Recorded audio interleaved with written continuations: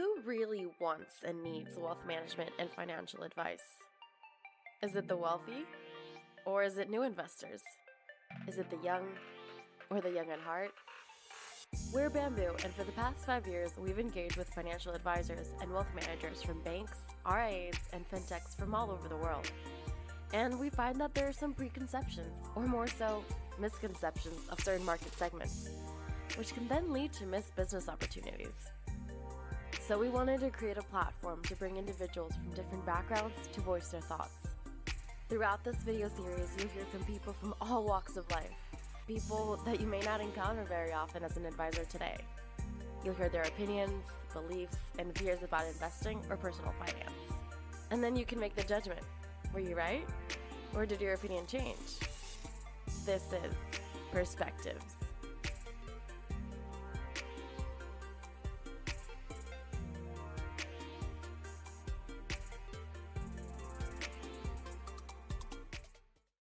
So here's how it'll work. Each episode, 6 participants from similar walks of life will come together to discuss questions and statements about personal finance. Participants are sent the questions beforehand, but they don't know who the other participants are or what the responses will be. In this episode, we have young expats. Let's meet them.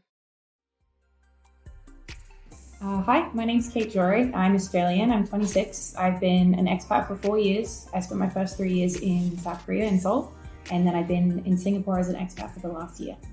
Hi, my name's Jeff Rayner. I'm 26 years old from the United Kingdom, and I've been an expat for a total of 4 years. 3 of those nearly in Singapore, and 1 of those living in Shanghai. Hi, I'm Ayush Vij. I'm 33 years old, and I've been an expat for about 15 years now. I've been in Singapore for that long, and I work in tech. Hi, my name is Yim. I'm from Thailand. I have been an expat for 3 years. So 1 year in Myanmar, 1 year and a half in Cambodia, and a half of the year in Singapore. My name is James. I'm 27 years old. I'm from Ireland, and I've been an expat for 4.5 years, with all of that time spent here in Singapore. Hi, my name is Rebecca. I'm from France. I'm 26 years old, and I have spent 3.5 years as an expat, around 6 months in Seoul, South Korea, and the rest in Singapore. Perspective number 1. I'd rather invest in my own country versus abroad or the country I'm currently working in.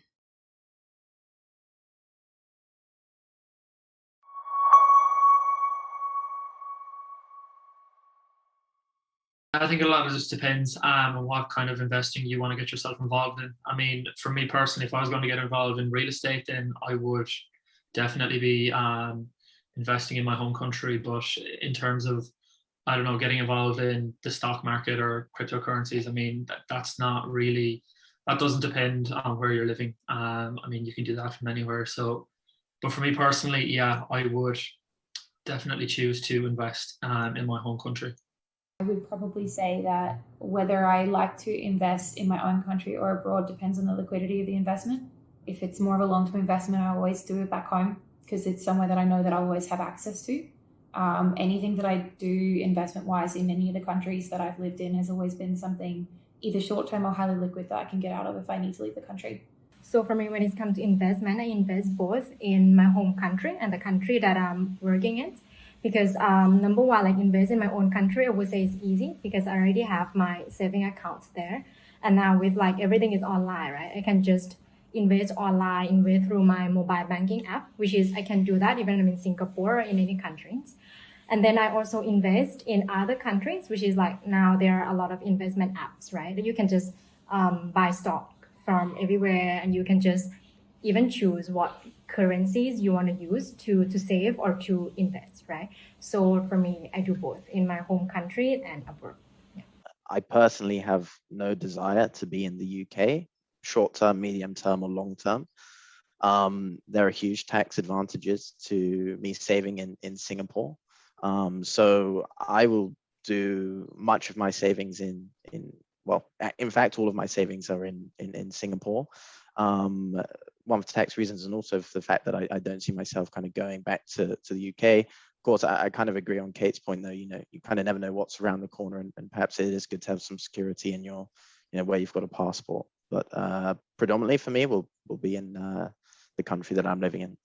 I would also somewhat disagree to this, and reason being is twofold. One is that the access to funds should be easy, and I believe that if I'm in the country that I'm investing in, so in this case Singapore, I should have easy access to investments and easy liquidity. Second reason is the currency risk. So Singapore is a fairly strong currency as compared to the Indian rupee. In fact, since I started working, the rupee is weaker by about 70% compared to the Singapore dollar. So in that case, then it's a wiser decision to keep the money in the local currency. I have most of my saving in my home country since I'm still quite recently expat.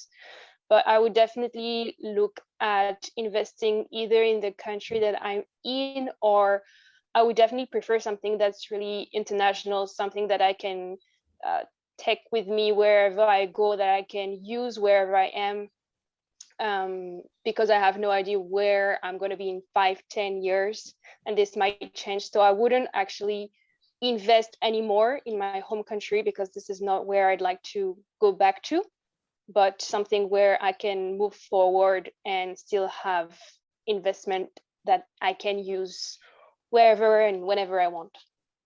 I plan to one day live back in Australia once I'm done with the expat lifestyle. So anything long term I try to do in Australia.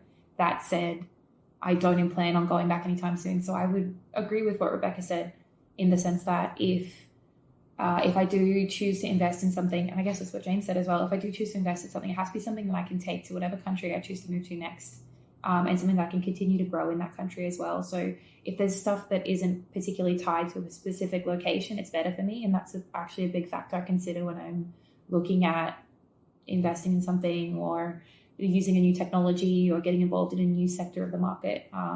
It would be something that I really strongly consider. But at the end of the day, anything big ticket I do at home, because I intend to move back to Australia in the long-term future. Perspective number 2. When I have a financial goal, I have a clear plan on how to invest or save for it.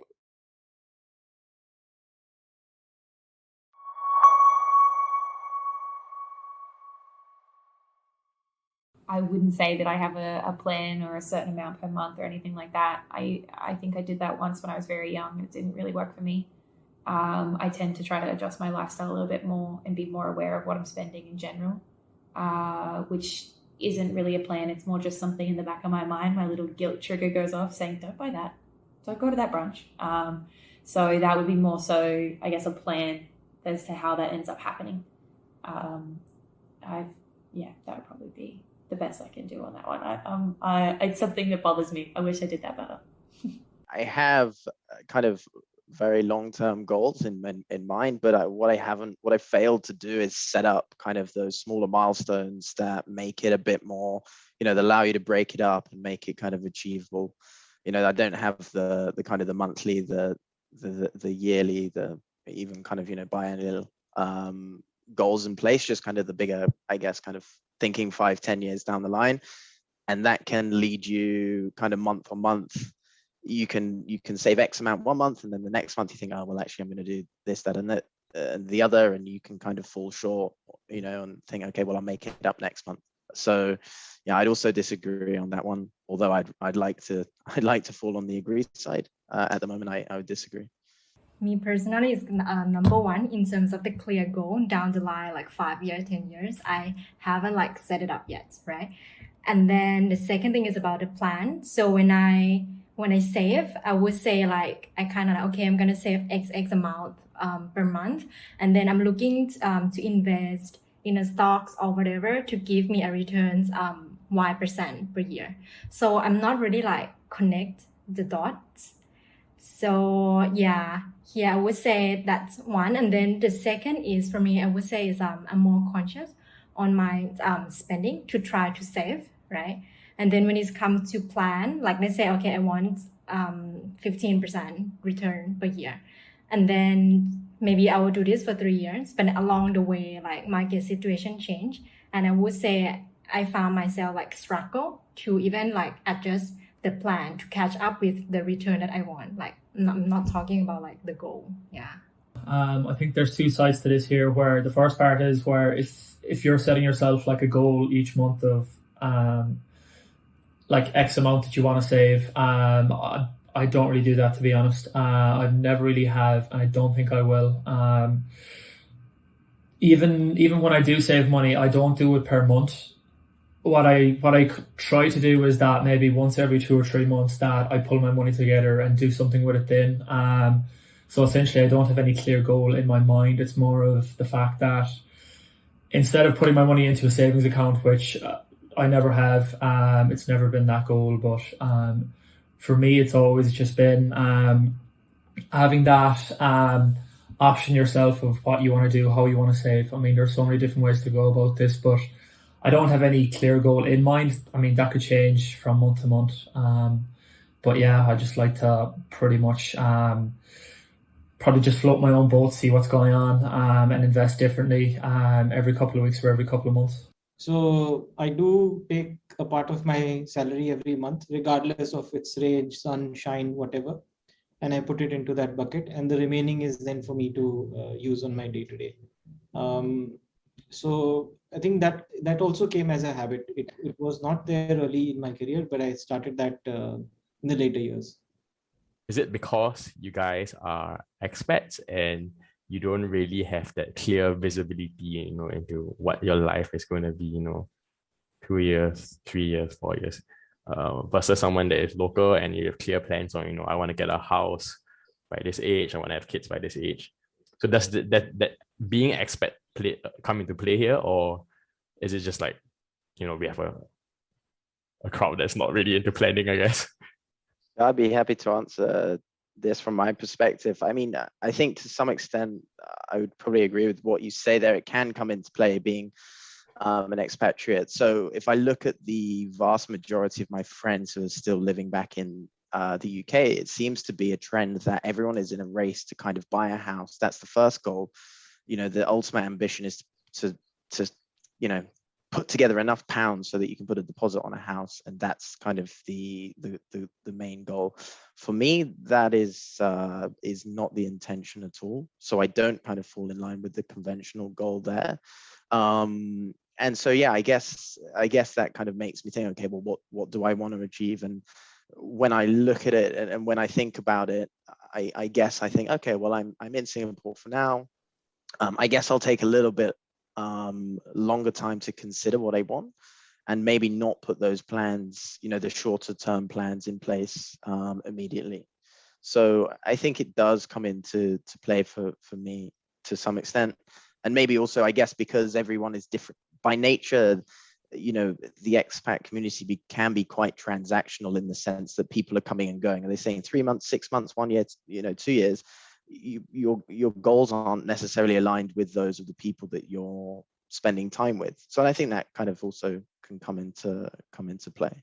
Yeah, I mean, when I look similar to Jeff, when I look at my friends and family back home, a lot of people do have this simple plan in their head to get a job, then get involved in real estate. Well, not exactly real estate, but they want to buy their own property straight away. But I think it's more of, you're kind of just looking at what people have done before you. I mean, like for my parents anyway, that was their plan and that's what they did. And yeah, I mean, credit where credit's due. They got that done, and they're happy with how things have gone. But for me, no, that's not the way I want my 20s and 30s to go, just to be like my life revolve around having this plan and sticking to it. I like to have that little bit of freedom to just make like whatever turns in life you want to make, that there's no hassle, that you don't feel that you're stuck in this clear path.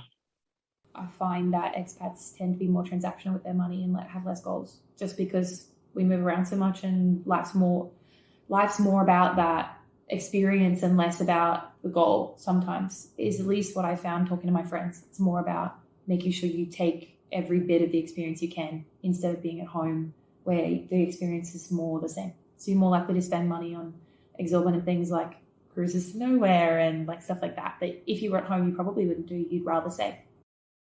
Perspective number 3. Right now, I would rather invest through a robo-advisor rather than a financial advisor.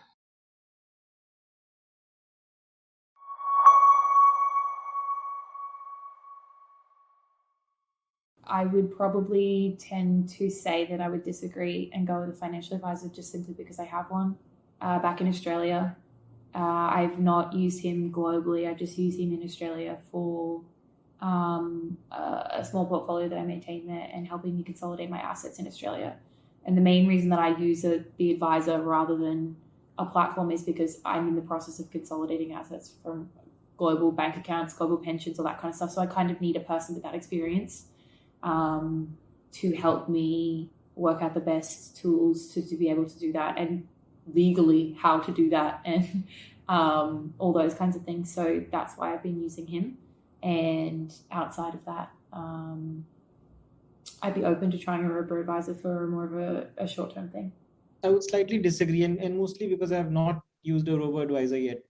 But I always believe that the robo-advisor lacks that human touch. So as I think on one of the previous questions, James mentioned that he has people that he hangs out with who share similar interests. They talk about financial advice, investments in general.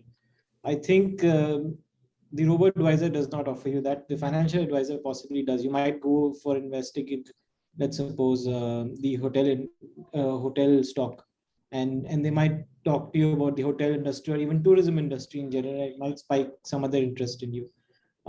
So I think even if I do try a robo-advisor, I would still do it with both a robo-advisor and a financial advisor, not entirely on a robo in the future.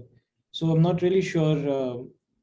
Right now, I think I'm still hooked onto the financial advisor, but I would be open to trying out using a robo-advisor for the benefits. I like the idea of the robo-advisor. I like the idea of a financial advisor, but essentially, would I use either? Probably not. For the reason being is that personally, I like to be in just control of what I'm doing at any point in time. And because of that, with the robo-advisor, yeah, they suggest like where for you to invest and things like that. But I personally would like to make that decision myself. And the main reason for that being is that personally, I only invest in industries and areas that I actually have knowledge on. I don't want to go blindly investing in, I don't know, whatever it might be, a fund or a stock that all what you're seeing is potential upside without actually knowing too much about it. For me, that kind of just, that just kind of gave me the shivers that no, not for me. So personally, I just like to do my own research and pretty much make up my own strategies about how to invest. Forgive me if I ramble a little here. I mean, I feel quite strongly on this one. So to some extent, I strongly agree that I want to invest through a robo-advisor only. It's super clean, it's super simple, incredibly transparent, very low fees. But on the other hand, you maybe, you don't kind of necessarily capture the huge kind of gains that you could get from maybe like crypto or kind of stock picking. But then again, I don't think that you should kind of go through a financial advisor. That's kind of been on my experience. I don't necessarily think you actually get a good service unless you become a high net worth individual or you kind of got to the realms of private banking. My experience is when you're kind of on the lower end of the spectrum, you've got someone who's you've got a fund salesperson who is trying to shove a fund down your throat. They're trying to lock you up in something that gets them the highest fees. I've been there. I've met with multiple in Singapore, and it was it left a bad taste in my mouth. I didn't enjoy it. I could see what they were doing, and my experience with a robo-advisor, admittedly, yes, the advice you get is aggregated and kind of based on kind of algorithms that they've set up, but I think it's actually to some extent can be more impartial than a salesperson essentially just trying to ram a fund down your throat. I think their value does come in, putting the high net worth point aside. It is like Kate said, if it gets kind of tax and legal side of things, yeah, absolutely seek advice. But for kind of general saving at my stage, I wouldn't go near a financial advisor. I would stick with robo-advisor, and then for my kind of riskier side of the portfolio, just myself. It's not that I'm close to the idea of like using a robot advisor. It's mostly that I have never tried either the robo-advisor nor the actual financial advisor. But if I were to get started in a consistent manner, I would really want more of the human touch and being able to build the trust with someone that I trust to advise me on getting started with a few baby steps. And I don't think that the technology can provide this level of like trust that you build with a person. But building on more knowledge on the topic, I would be interested in using or trying at least robo-advisor, in the sense that I do think it might be more practical and less time consuming once you know a bit more what you're doing. So I'm open to both, but I would definitely start with a human person advisor. Yeah, I would agree with Rebecca. The only reason I use my advisor is, one, because I need to, because all the money trapped in all the countries is just a mess. And two, is that he's our family's advisor he's been my auntie, my sisters, my mom's for years, and is someone who's invested in our family in many stages. So at the moment, he is guiding me before my funds are available to him to do investment stuff, simply because as a family, we are part, like, not almost like in a joint account in a way, but not really. But I don't think that I've never even considered it in the years before I knew that he was part of our network.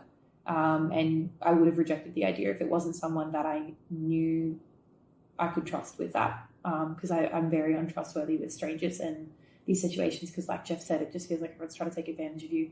And why would you trust their advice? Like, they're just a stranger. So I kind of like I have been like started studying about the robo-advisor like investment in the past few months, and then I just like literally try to invest with robo-advisor I think 2-3 weeks ago, and I really like it because I think for me I find it very convenient. Number one, like you don't need to go through a lot of information, right? And then you can set a very clear goal in terms of, okay, this is the investment amount that you want down the line 2-3 years, and then they work for you, right? So I would say it's very convenient, and it's less effort, less time consuming. And I would say I used to have like a financial advisor as well when back in my home country. I would say for me personally, I don't feel like I really need a human touch that much, because like for me, I'm kind of like lazy person, right? So yeah, just whatever I do with my money and give me the goal that I set. So I really like it. Yeah. I feel like investing, I don't know if this is the same for other people, but for me, it also has a level of like anxiety and stress if I do so, or when it's on that topic, because it's about money, and I sometimes feel very insecure about if I'm making the right choices or not, since I definitely like knowledge this, and the fact that it's it might be a person advisor that I can call, that can also reassure that it's physically accessible, that you can have a conversation with, that can know you, because sometimes investment it's not logical. It might not be always rational, why we invest here or there. So I think having a person sometimes helps in that emotional support. A lot of the robo advisors out there, I mean, they already kind of are a hybrid model in the sense that it's a robot, yes, kind of doing your investment, but you've got a kind of a CIO calling a lot of the shots. It brings in the human element, and also they've got, kind of a fairly 24/7 WhatsApp service, or you can kind of call them up and you can chat, hey, what's going on with my account? I didn't see that the money I just deposited came in, what's going on? So in that sense that, a lot of them kind of do have that hybrid sense integrated, but I mean, I find it easier when it comes to money to entrust a robot than a than a human, because at the end of the day, I think, and maybe it's because I'm a salesperson myself, I know that the person selling me this is a salesperson. I don't trust them. I see them, they want to make a commission out of me, and the robot doesn't. I know, of course, there's some fees somewhere along the way. Someone's making money, but I trust a robot more than the human. Maybe I'm just a skeptic. But Jeff, I have a question. Can the robot have some sort of interest or incline to advise more, I mean, let's say in the status quo, advise more on one product than another one? Don't you think that can also be biased? Yeah, of course, but I mean, I like the fact that it's not emotional. That's what I like. You know, I like it that it takes the emotion out of it. But I guess, you know, it's not for everyone, right? And I totally get that side of the argument. And for me, it's just kind of a personal preference.